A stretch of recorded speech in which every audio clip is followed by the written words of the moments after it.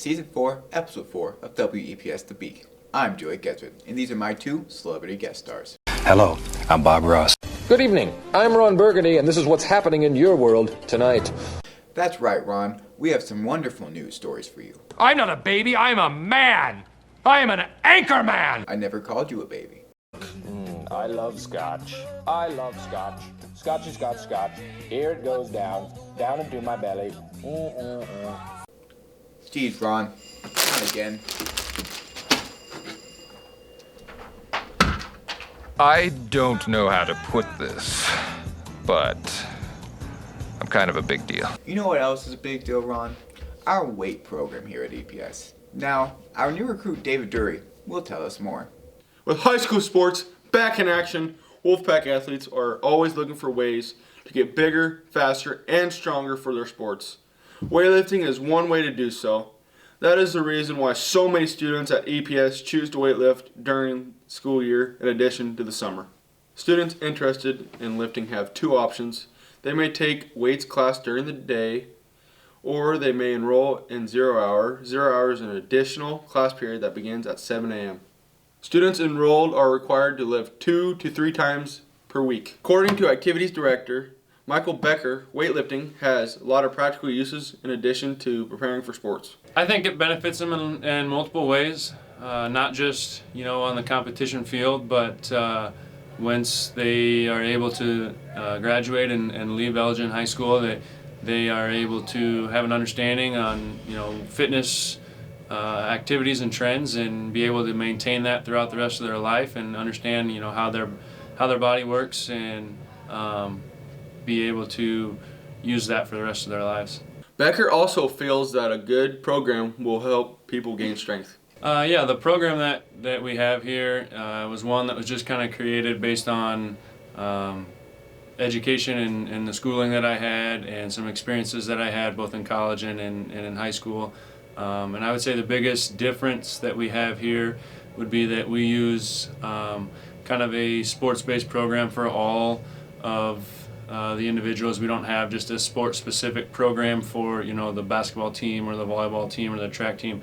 Everybody does the same program, so that all of our coaches know exactly what's going on, and all of the kids know exactly what to expect, whether they're changing sports from one season to the next. So that would probably be the biggest difference that I've noticed. Even though there are lifelong benefits, Becker agrees that weightlifting helps with competition. Yeah, I think it helps Wolfpack sports in lots of different ways. I think the first, obviously, is helping us be more explosive and stronger out on the competition field. I think it helps prevent injuries. It allows kids to recover quicker, and it builds camaraderie between teammates, and allows everybody to see how hard their teammates are working, and motivate everybody to try to achieve as much as they can. According to Becker, the number of students taking advantage of this program is on the rise. Yeah, I don't remember exactly what we had last year. This year I think we have 21 kids that are involved in 0 hour, and then I think 26 or 7 overall. And just a couple years ago we had 0 kids that took the class during the school day, and I think under 10 that took it before school. So more than doubled it in the last couple of years. With almost 20 students in weightlifting, it gets pretty competitive. To foster this competition, Becker likes to add incentives for those who work hard. So one of my favorite things about weight room type stuff is that the numbers never lie. 200 pounds is always 200 pounds. So our biggest thing is trying to always improve and increase, whether that's 5 pounds or 50 pounds. So the kids can look at themselves and see what they've done, and be able to look at how much they've improved in their max outs. And then over the summer we started giving some t-shirts out for certain criterias met on how much they max out, or what their totals are for their max out. While Becker offers a morning class as well as an afternoon class, some feel the afternoon class is better. Because getting up early sucks. Well, I took it in the day because it was another class for me to take, and better than me driving back and forth in the morning. Main reasons I didn't want to get up so early and weightlift, and I had a free period, so why not take it during the school day? So I didn't have to wake up early? In all areas of life, it is important to set goals for yourself. In weightlifting, it's no different. Sophomore Cameron Pelster has set some goals in the weight room. 300-pound squat max out for our next max outs. As a regular lifter myself, I've also set a goal. Yes, it is to be able to get on the record board for bench press. Senior Joey Getsford has set one goal. I'm just hoping to improve, just to get stronger. That's really it. Keep working hard, Wolfpack lifters. The weight room doesn't lie. Wow, Ron. ¿Qué fue gran historia por el nuevo recluta? You know I don't speak Spanish. In English, please. That's okay, because we've got a new Spanish expert in the Hall of EPS. Jessica's story on the new Spanish teacher. Take it away, Jessica. ¿Qué tal? If you don't know what this means, you probably haven't visited the Spanish room or the new face in it.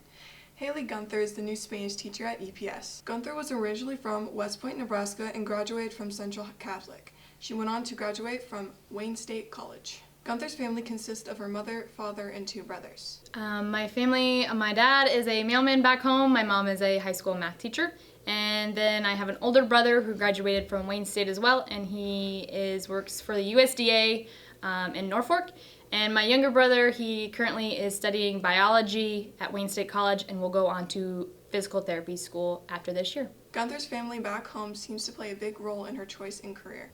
I chose education because of the influences I had, my mother being one of them. She is a high school math teacher, and my guidance counselor in high school always told me I had the characteristics of a teacher, and so I was like, let's do it, and continue to be on a teacher. Gunther was attracted to Elgin because it reminded her of her high school, with its size and numbers. I chose Elgin Public because when Mr. Wemhoff gave me the tour of the school, I met some of the teachers and popped my head into some of the classrooms, and I just felt like it was my high school and it felt like home. Being a new teacher, Gunther has set some goals for her first year teaching.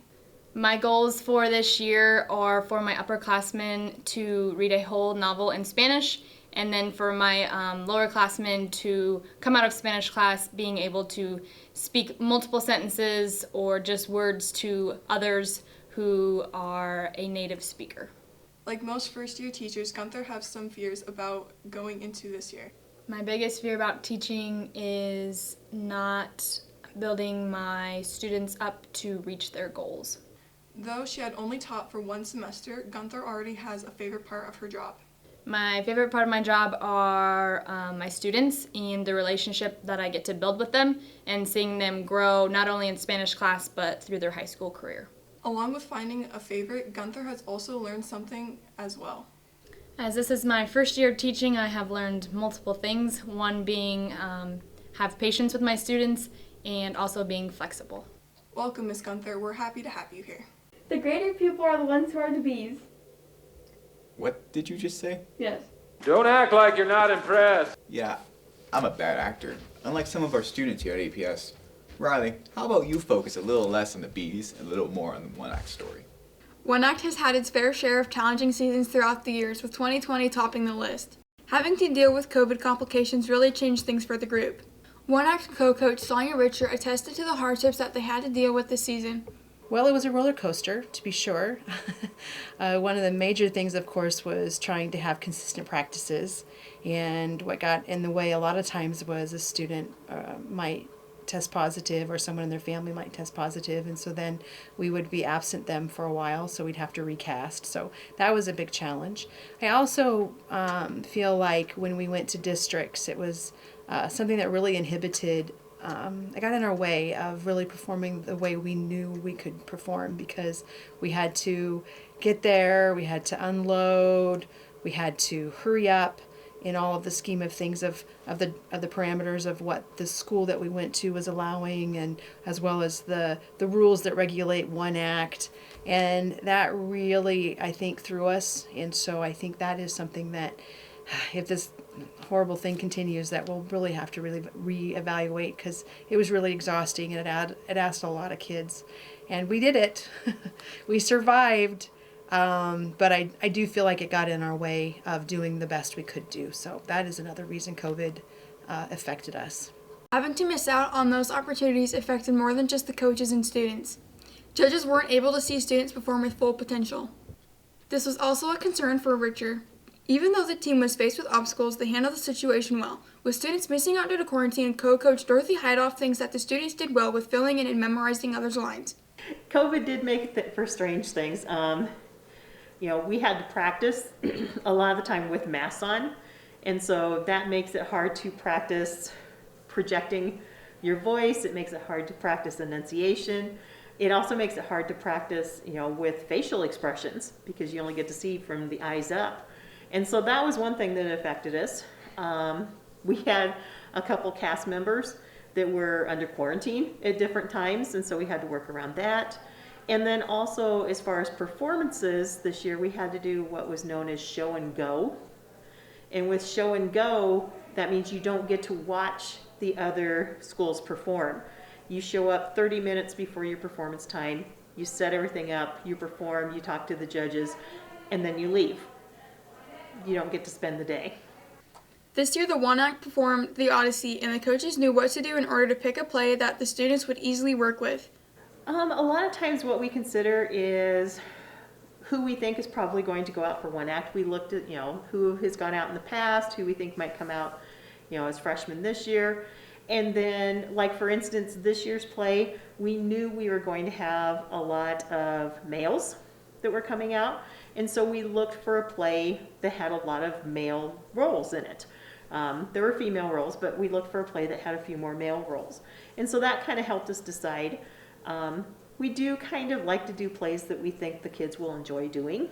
And so that has an effect on what we choose also.